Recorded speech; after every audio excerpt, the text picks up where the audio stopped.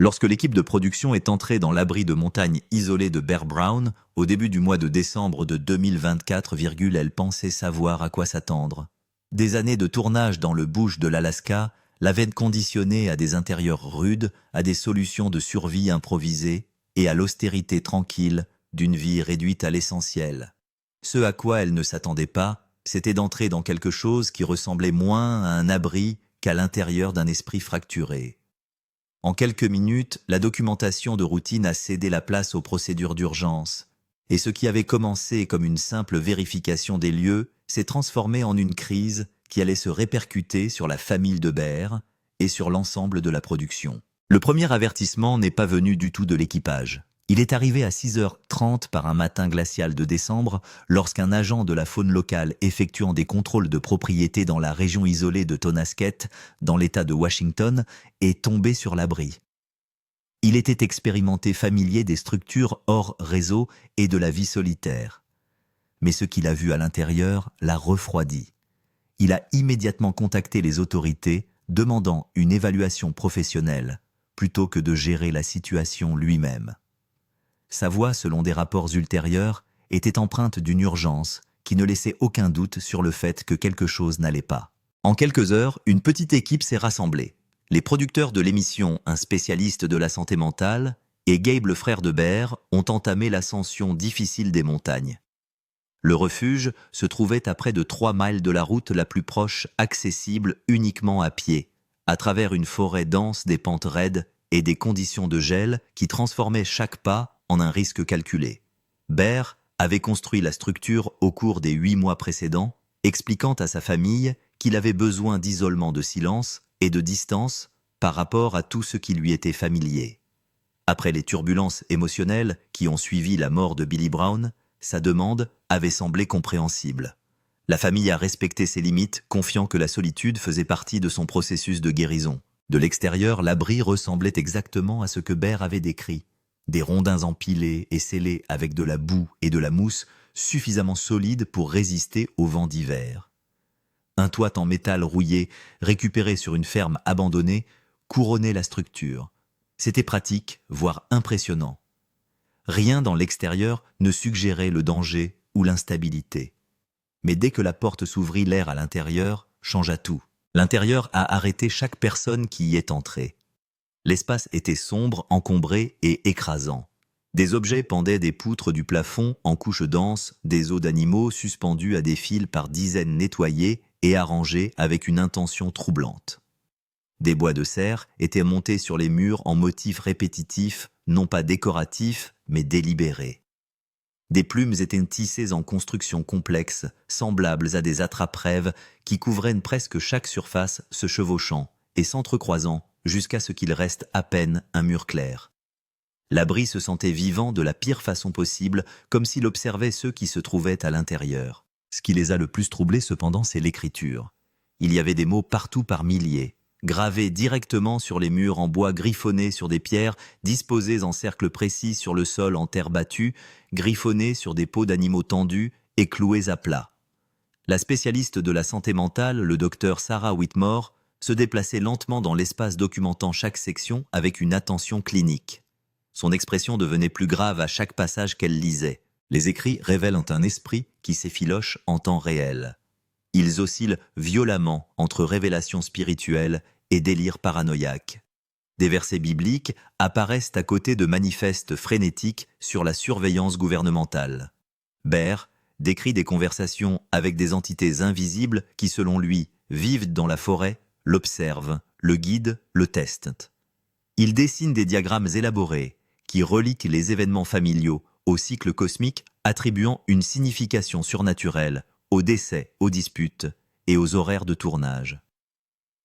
Plus le docteur Whitmore avançait dans sa lecture, plus le schéma devenait clair. « Ce n'est pas une vie rustique », dit-elle à voix basse au producteur. « C'est une rupture sévère avec la réalité. Il est seul depuis suffisamment longtemps pour que ses pensées ne rencontrent aucune résistance, aucune correction. Elles se renforcent les unes les autres. » L'ours lui-même avait disparu. Son sac de couchage était bien rangé mais inutilisé.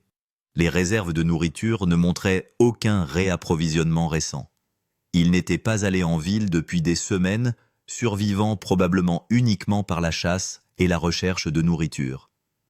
Son fusil avait disparu ainsi que le matériel de survie de base, ce qui signifiait qu'il était quelque part dans la nature environnante, seul, potentiellement instable, potentiellement armé.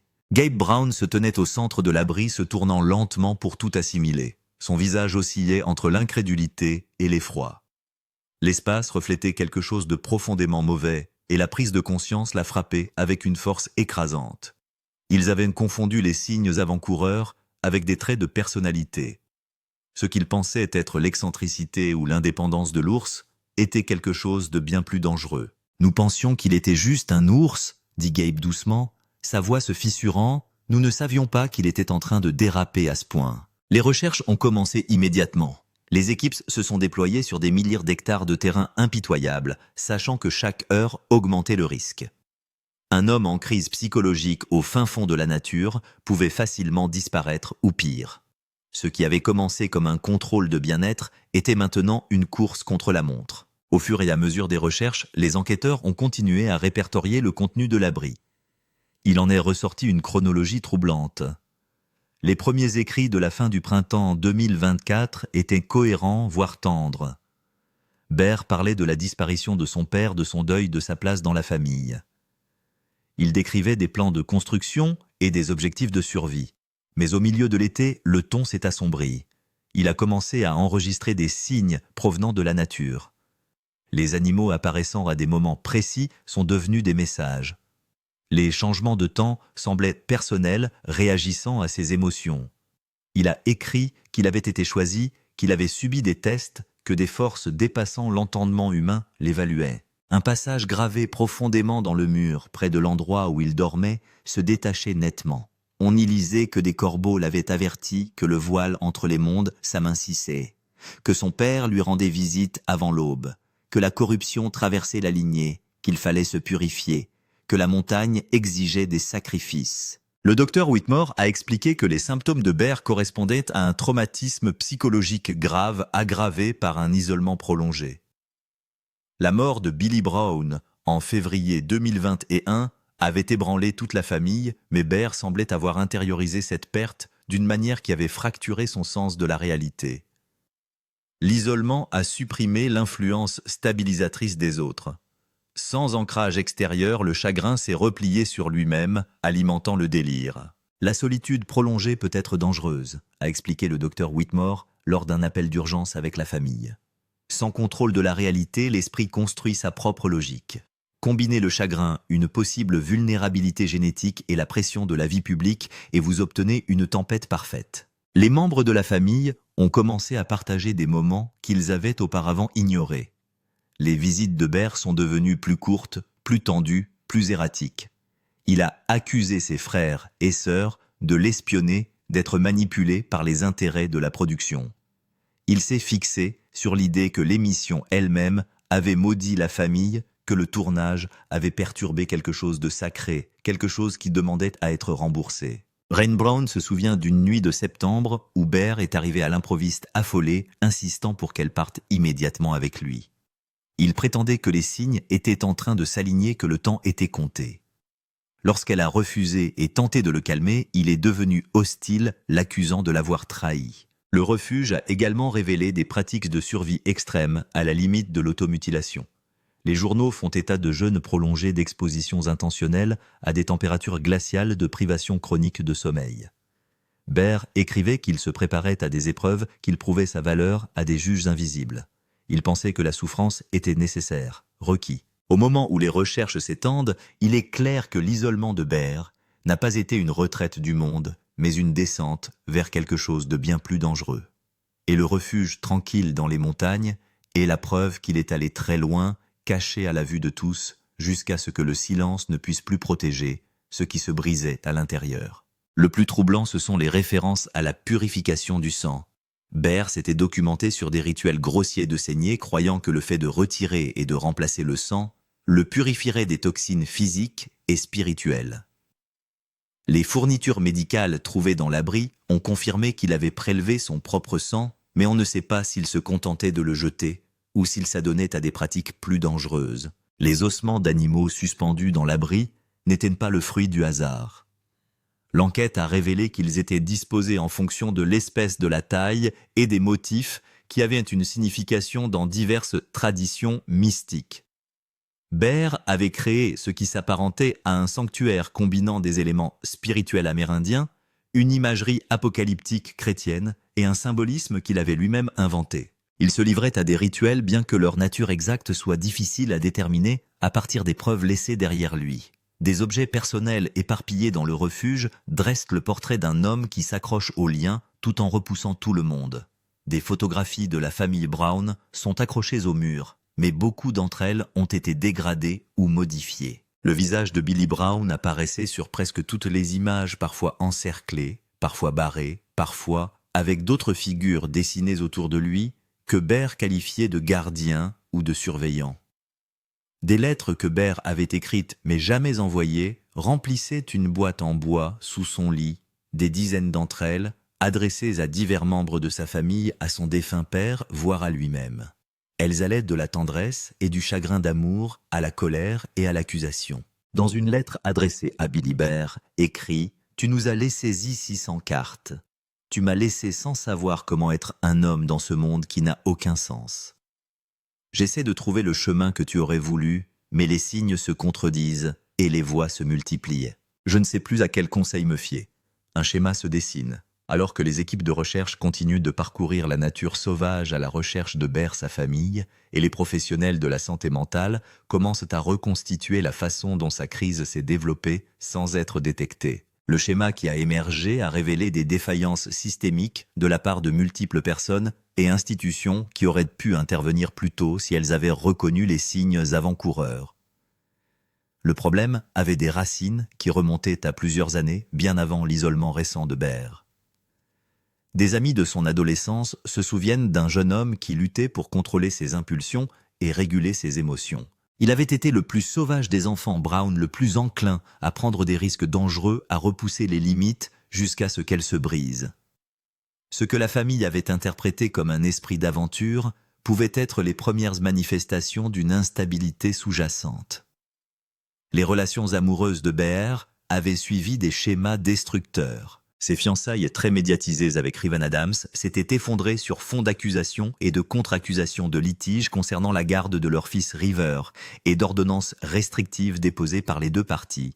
La relation avait été caractérisée par des hauts intenses et des bas catastrophiques, le comportement de Bear atteignant des niveaux effrayants pendant les conflits.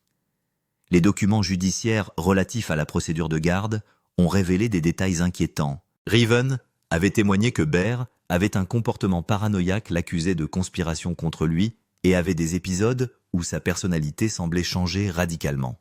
Elle avait décrit l'avoir trouvé dans leur maison à 3 heures du matin bien réveillé et écrivant frénétiquement dans des carnets, insistant sur le fait qu'il avait reçu des révélations qu'il devait documenter avant qu'elles ne s'estompent. La bataille pour la garde des enfants avait dévasté Bear. La perte de l'accès principal à la rivière a déclenché une spirale que ses amis et sa famille ont observée avec une inquiétude croissante. Il est devenu obsédé par les procédures judiciaires, passant des heures à rechercher des théories de conspiration sur les tribunaux de la famille et les excès du gouvernement. Ses messages sur les médias sociaux sont devenus de plus en plus erratiques avant qu'il ne supprime soudainement tous ses comptes au début des années 2024. Les experts en santé mentale qui ont examiné les antécédents de Bear ont identifié de multiples facteurs de risque qui s'étaient cumulés, les traumatismes subis pendant l'enfance en raison des conditions de vie véritablement difficiles de la famille en Alaska. Les pressions exercées par la télé-réalité dès le plus jeune âge, le décès de son père, alors que Bear était déjà dans un état fragile, la perte du droit de garde, le stress financier, malgré le succès de l'émission, et peut-être une prédisposition génétique sous-jacente à la maladie mentale, qui n'avait jamais été correctement évaluée ou traitée. La famille Brown a connu de réelles difficultés en Alaska, a expliqué le docteur Whitmore, mais ces difficultés sont ensuite devenues un divertissement joué et rejoué pour des millions de téléspectateurs. La frontière entre l'expérience authentique et le drame fabriqué s'est estompée. Pour quelqu'un comme Bear, qui luttait déjà pour son identité et sa stabilité, cet estompage pouvait être profondément déstabilisant. D'anciens membres de l'équipe d'Alaskan Bush People ont fait part d'observations qu'ils avaient gardées secrètes pendant la production en cours. Ils ont décrit le comportement de Bear sur le plateau qui devenait de plus en plus difficile à gérer. Il refusait de suivre les horaires de tournage, insistant pour faire les choses à sa manière. Il avait des crises émotionnelles qui interrompaient le tournage. Il accusait les membres de l'équipe de manipuler les images pour donner une mauvaise image de la famille. La société de production de l'émission a dû se poser de sérieuses questions sur sa responsabilité concernant le bien-être de Bear. La télé-réalité existe dans une zone grise éthique où les participants ne sont pas des employés bénéficiant de protection, mais ne sont pas non plus des entrepreneurs totalement indépendants. Les Brown étaient devenus la propriété de la chaîne à bien des égards, leur vie étant emballée et vendue pour le profit, mais sans le soutien en matière de santé mentale que les travailleurs traditionnels de l'industrie du divertissement pourraient recevoir. Les dirigeants de la chaîne, s'exprimant par l'intermédiaire de leurs avocats, ont soutenu qu'ils avaient rempli toutes leurs obligations contractuelles et qu'ils n'avaient aucune connaissance de la gravité de la crise de santé mentale de Bear. Ils ont souligné que la famille avait une grande autonomie sur leur vie entre les périodes de tournage et que l'isolement de Bear avait été son choix personnel et non quelque chose que la production avait encouragé ou facilité.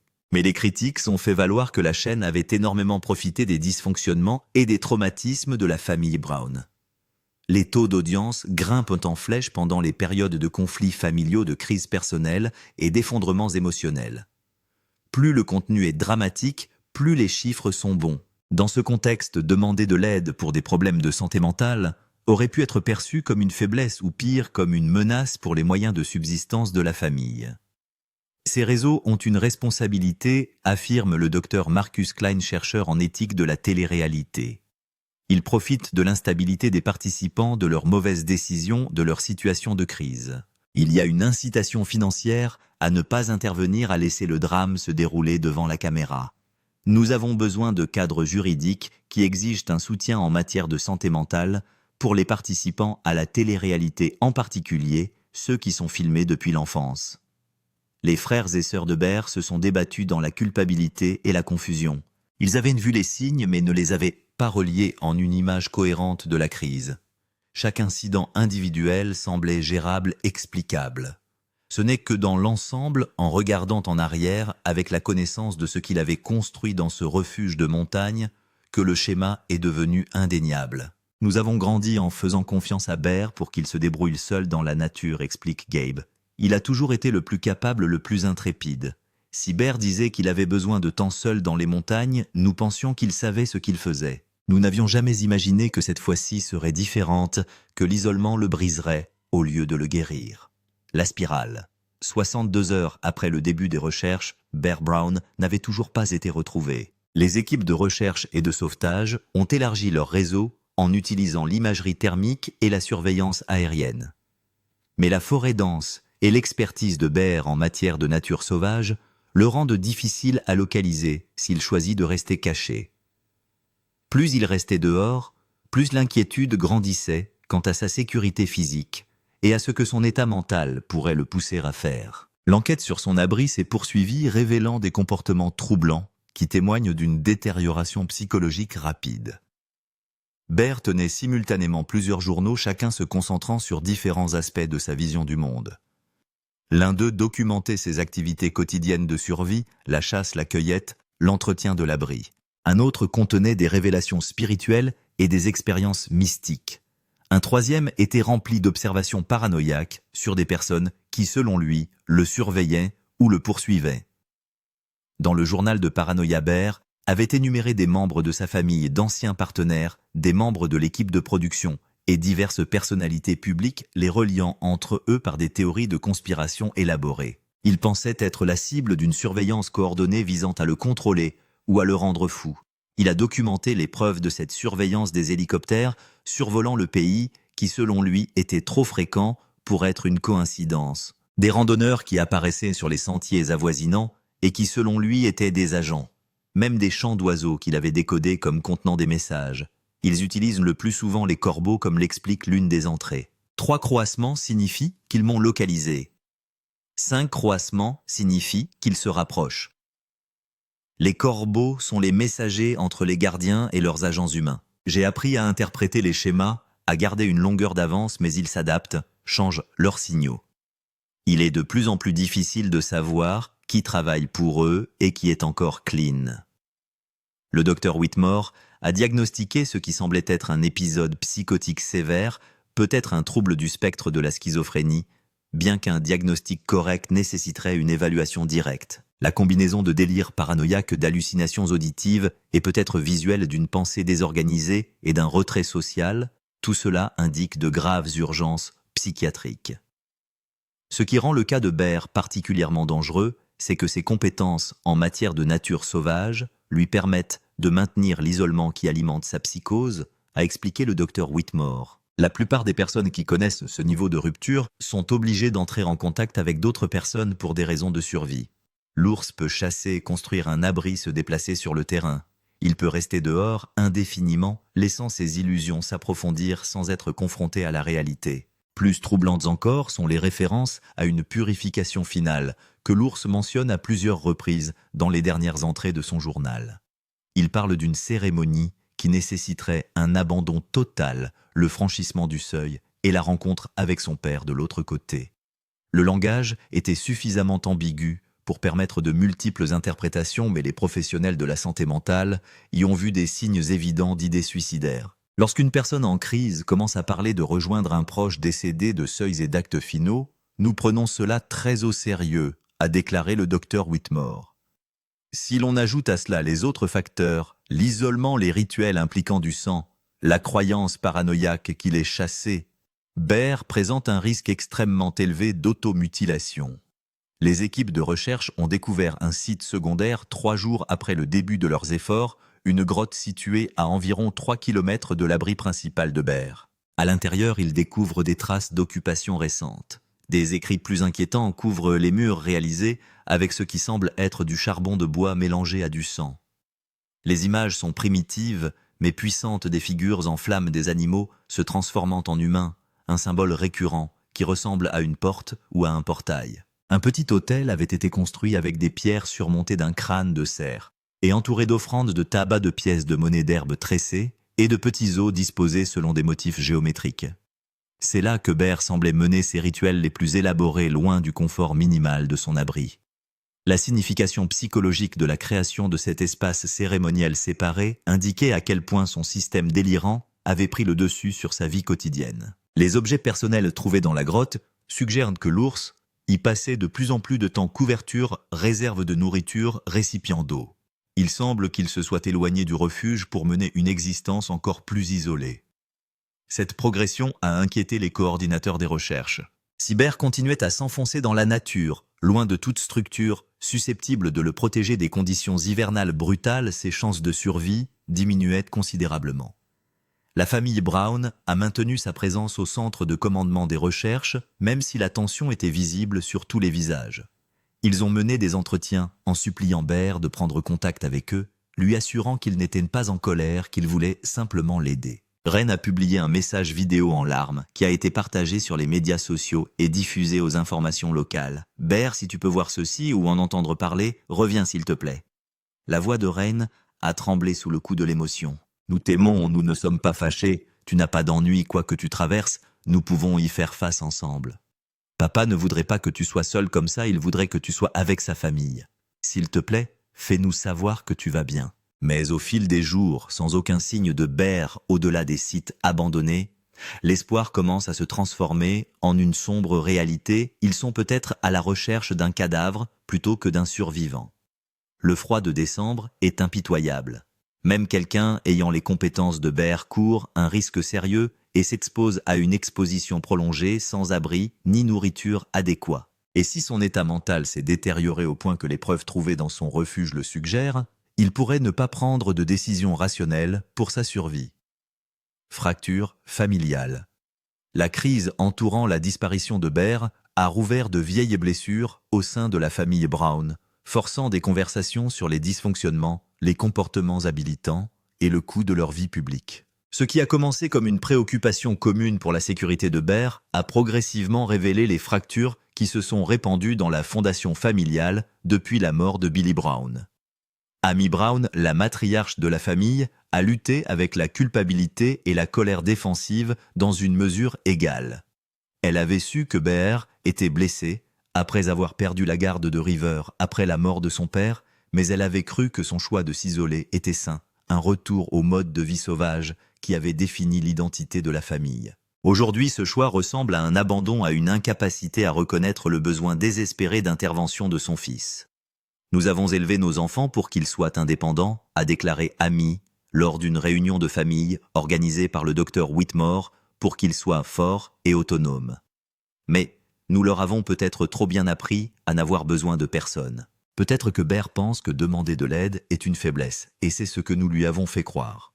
Gabe a contesté le récit de sa mère, arguant que la famille avait ignoré des signes d'alerte évidents, parce que pour y répondre, il aurait fallu admettre que la mythologie de la famille Brown, la conquête de la nature, l'autosuffisance et le mode de vie non conventionnel avaient peut-être causé autant de mal que de bien.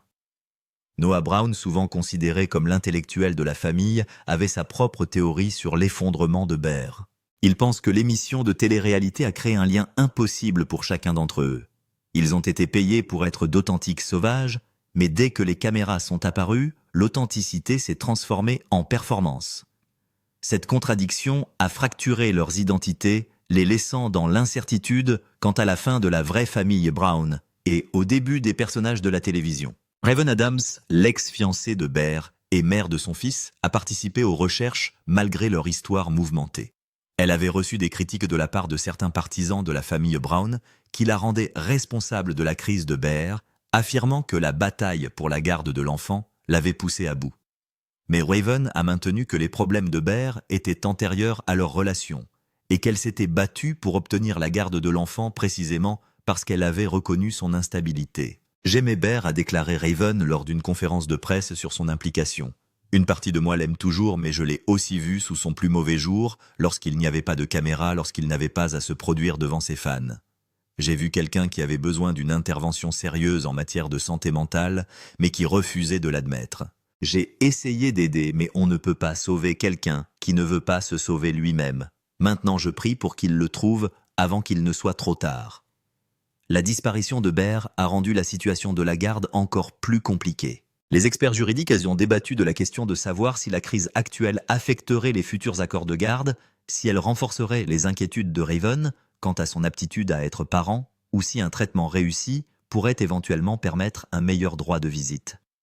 Pour River, qui n'avait pas encore 3 ans, la situation signifiait qu'il grandirait avec son père comme une figure absente enveloppée de tragédies et de légendes.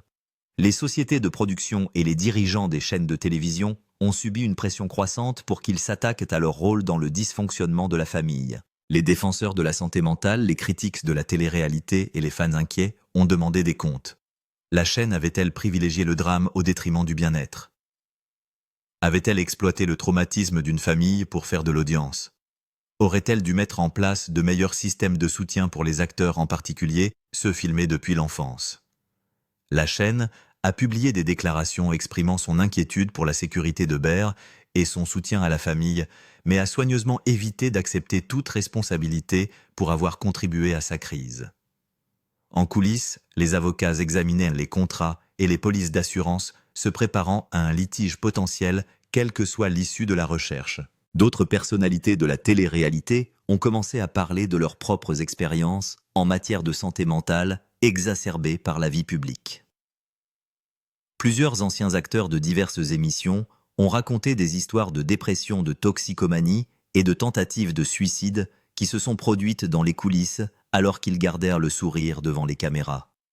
La conversation s'est étendue au-delà de l'ours pour aborder les problèmes systémiques liés à l'exploitation de la souffrance humaine réelle par la télé-réalité. Au sein de la famille Brown, de vieilles rancœurs refont surface. Les frères et sœurs s'accusent mutuellement d'avoir contribué à l'isolement d'ours en ne le surveillant pas plus souvent, en acceptant ses assurances qu'il allait bien, alors que ce n'était manifestement pas le cas. Amy s'est sentie attaquée par les suggestions de ses enfants, selon lesquelles l'éducation non conventionnelle de la famille avait semé les graines d'un dysfonctionnement. Le front uni qu'ils avaient tenté de présenter aux médias s'est effondré sous le poids d'une véritable crise, Le docteur Whitmore s'est efforcé d'arbitrer les conflits familiaux tout en se concentrant sur la priorité immédiate de retrouver Bear, mais elle a reconnu que la famille aurait besoin d'une thérapie approfondie, quel que soit le résultat des recherches. La famille Brown avait des blessures qui s'étendaient sur plusieurs générations, des traumatismes qui se superposaient, et des modes d'adaptation qui s'étaient révélés destructeurs à terme. Cette famille a survécu à des épreuves extraordinaires, a expliqué le docteur Whitmore. Mais survivre n'est pas synonyme de guérir. Ils ont enduré, mais ils n'ont pas traité. Ils ont fonctionné, mais ils n'ont pas prospéré. La crise de l'ours les oblige à affronter des réalités qu'ils ont évitées pendant des décennies. C'est douloureux, mais c'est peut-être aussi nécessaire. Le bilan. Au 8e jour des recherches, un chasseur a rencontré Bear Brown à environ 12 miles de son abri, se déplaçant dans une forêt dense, sans destination apparente. Le chasseur l'a reconnu grâce aux alertes de personnes disparues qui avaient saturé les médias locaux et a immédiatement contacté les autorités. Lorsque les équipes de recherche et de sauvetage sont arrivées sur les lieux 40 minutes plus tard, elles ont trouvé Bear épuisé, mal nourri et en grande détresse psychologique. Il a d'abord résisté au contact insistant sur le fait que les sauveteurs étaient des agents des veilleurs, envoyés pour l'empêcher d'accomplir sa mission. Il a prétendu qu'il se rendait dans un lieu sacré où la purification finale pourrait être effectuée et où il comprendrait enfin les messages que son père lui avait envoyés. Il a semblé avoir des hallucinations actives, répondant à des voix et à des présences invisibles pour d'autres personnes. Le docteur Whitmore, présent avec l'équipe de secours, a approché l'ours avec précaution en utilisant des techniques conçues pour l'intervention en situation de crise auprès de personnes souffrant de psychose. Elle n'a pas contesté directement ses délires, mais s'est plutôt concentrée sur ses besoins physiques immédiats, son épuisement évident, son exposition au froid, son besoin d'eau et de nourriture. Progressivement, elle a établi un rapport suffisant pour que l'ours accepte d'être aidé à retourner à la civilisation. L'extraction de la nature a duré plusieurs heures. L'état physique de l'ours était pire qu'il n'y paraissait au départ, déshydratation sévère, hypothermie, plaies infectées sur les mains et les bras dus à ces rituels de saignée et perte de poids importante due à une alimentation inadéquate. Il a été transporté immédiatement dans un établissement psychiatrique équipé pour gérer les interventions de crise où il a pu recevoir un traitement médical et une évaluation psychologique dans des conditions sécurisées. La famille Brown a reçu la nouvelle du sauvetage de Bear avec soulagement et inquiétude. Ils étaient reconnaissants qu'il ait été retrouvé vivant, mais la réalité de son état mental donnait à réfléchir. Ce n'était pas quelque chose qui allait se régler rapidement ou facilement. Bear allait devoir suivre un traitement pendant des mois, voire des années. Sa relation avec son fils allait rester compliquée. Son avenir avec les habitants de l'Alaska était incertain. Le frère qu'ils avaient connu risquait d'être changé à jamais par ce qu'il avait vécu.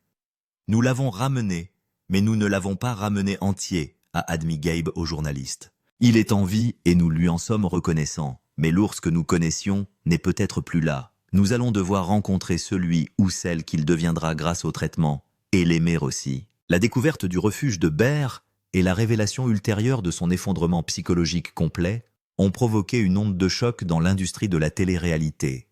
Les sociétés de production ont commencé à revoir leurs protocoles de santé mentale, bien que les cyniques aient affirmé qu'il s'agissait davantage d'une protection de la responsabilité que d'une véritable préoccupation.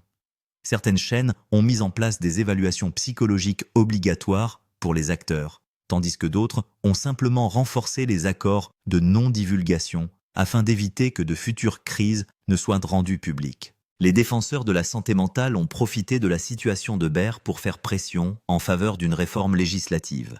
Ils ont proposé des lois obligeant les sociétés de production de télé-réalité à fournir des ressources en matière de santé mentale, à effectuer des contrôles réguliers du bien-être des participants et à être tenus responsables de l'exploitation des membres du casting souffrant de troubles mentaux. Ces propositions se sont heurtées à une forte résistance de la part de l'industrie, mais ont gagné les législateurs soucieux de protéger les personnes vulnérables contre les pratiques prédatrices des médias. Pour la famille Brown, la crise de Bear a obligé à remettre en question tout leur mode de vie. Amy a annoncé qu'elle prenait du recul par rapport aux habitants de la brousse alaskienne pour se consacrer à la guérison de sa famille. Plusieurs des frères et sœurs de Bear ont indiqué qu'ils ne reviendraient peut-être pas pour les prochaines saisons, privilégiant leur santé mentale à leur carrière dans le monde du spectacle. L'émission qui les avait rendus célèbres avait aussi contribué à briser l'un d'entre eux et continuer à y participer lui paraissait soudain inadmissible. Bear lui-même, alors qu'il se stabilisait progressivement sous soins psychiatriques, commençait à comprendre ce qui lui était arrivé. Les souvenirs de sa période d'isolement étaient fragmentés et déformés, ses délires ayant été si puissants qu'il était difficile de séparer la réalité de l'hallucination. Mais grâce aux médicaments, à la thérapie et au soutien de professionnels de la santé mentale, il a commencé à retrouver la stabilité. Dans une brève déclaration publiée par son centre de traitement Bear, a parlé de la situation. « Je me suis perdu là-bas, pas seulement dans les bois, mais dans ma propre tête. Je m'efforce de retrouver mon chemin. Je tiens à remercier tous ceux qui m'ont aidé à chercher, qui ont prié pour moi, qui n'ont pas abandonné. J'ai encore une longue route à parcourir, mais je l'emprunte maintenant au lieu de la fuir. » Le contenu troublant du refuge de Bear Brown a finalement servi de signal d'alarme non seulement pour sa famille, mais aussi pour toute une industrie qui avait profité de la douleur des gens sans accepter la responsabilité des conséquences. Il n'était pas certain qu'un changement significatif en résulterait, mais au moins, la crise d'un homme avait exposé des vérités qui ne pouvaient plus être ignorées ou expliquées. Le voyage de Bear Brown vers la guérison se poursuit dans un centre de traitement privé, loin des caméras et de l'attention du public pour la première fois depuis des années. Son histoire nous rappelle que les crises de santé mentale peuvent toucher n'importe qui, quelle que soit sa force ou ses capacités apparentes. Il est possible de survivre à la nature sauvage avec les bonnes compétences, mais la nature sauvage de l'esprit nécessite des outils différents, une aide professionnelle, des médicaments, une thérapie et le courage d'admettre que l'on ne peut pas y arriver seul. Si vous ou quelqu'un que vous connaissez êtes aux prises avec des problèmes de santé mentale, n'hésitez pas à faire appel à des professionnels. Abonnez-vous pour recevoir des informations sur le rétablissement de Bear et sur la conversation en cours sur les responsabilités de la télé-réalité envers ceux dont la vie devient un divertissement.